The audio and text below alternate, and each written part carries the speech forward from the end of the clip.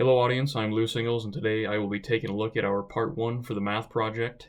And I guess one of the first considerations we had to take into account was the explanation of that gap that occurs in the susceptible graph at time 0.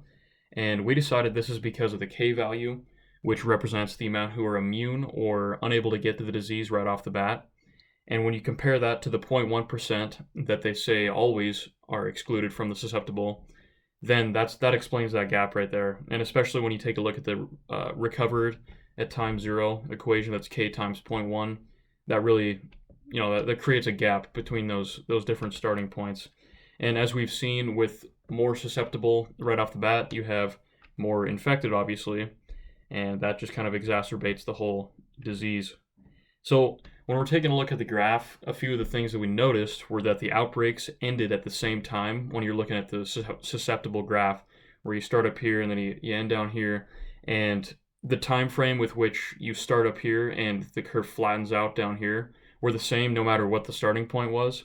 And we decided this is probably because the recovery coefficient B and the contact number are the same, and those are included in all those equations. And we've also seen that at time 0, that starting point can also affect where you end.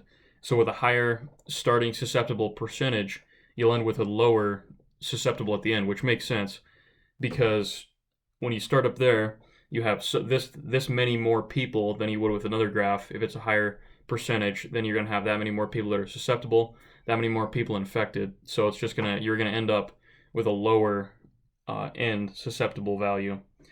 So then this also has a tie to herd immunity. As I just stated, you're going to have a higher percentage of the population that's going to need to be immunized in order to reach that herd immunity state. So then when we're trying to consider this infected graph, we're trying to, there are a few tips we can look at here to see where that graph starts to slump off, starts to go towards a negative. The slope of the infected graph becomes negative. And we can do this by taking a look at the equation of the infected graph and taking the derivative of that. So where that derivative is 0 is where that graph is going to start to go off to the negative. And that equation is A times susceptible times infected minus B times infected. And one of the things they asked us to do was to solve that for the susceptible, for S. And when we did that, we got B over A, which is very familiar to that part 0 where we found what C was, which C is A over B. So in this case, S is equal to B over A, or 1 over C. And this tells us the minimum percentage of the population necessary to achieve herd immunity.